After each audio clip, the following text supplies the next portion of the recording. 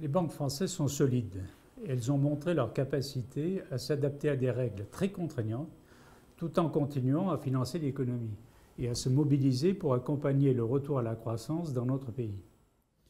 Elles ont largement renforcé leurs fonds propres, ajusté leur bilan et les principaux groupes ont annoncé qu'ils respecteraient le ratio de solvabilité de Bâle III dès cette année.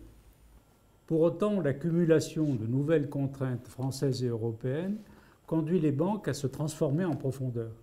Et tout cela pèse sur leur modèle économique, ce qui explique en partie la baisse des effectifs constatée pour la première fois, et cela a un impact sur le modèle de financement de l'économie.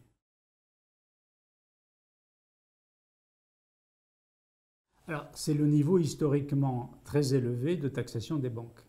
Cette taxation en forte augmentation depuis 3 ans a des conséquences qui dépassent la rentabilité des seuls établissements bancaires.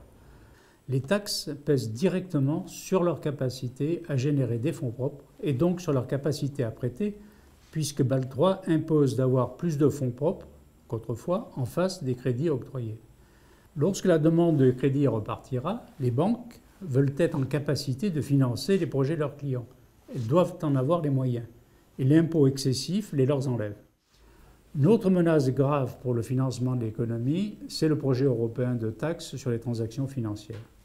Il faut y renoncer, car elle aboutirait à la délocalisation d'activités sur les marchés au profit d'autres places financières. Ce serait néfaste pour nos entreprises au moment où le recours aux marchés financiers va se développer. Les banques françaises doivent pouvoir continuer à accompagner les entreprises dans leur financement sur les marchés.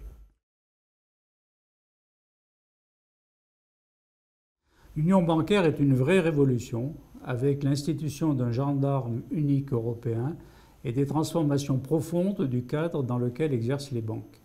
La FBF est favorable à l'union bancaire tout en étant vigilante. Première étape fondamentale, à la fin 2014, la BCE supervisera quelques 130 banques européennes, dont les principales banques françaises. Dans cette perspective, il est logique que la BCE fasse une sorte d'audit de la situation des établissements avant d'en prendre la responsabilité. Et des tests de résistance sont également prévus.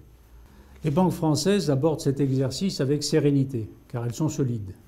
C'est un exercice qui est cependant très difficile, notamment parce que les secteurs bancaires des différents pays européens sont différents et répondent à des logiques différentes.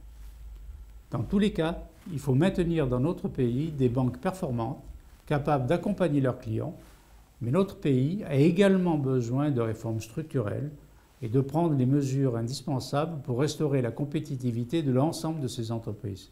C'est une condition indispensable pour le retour à une croissance durable.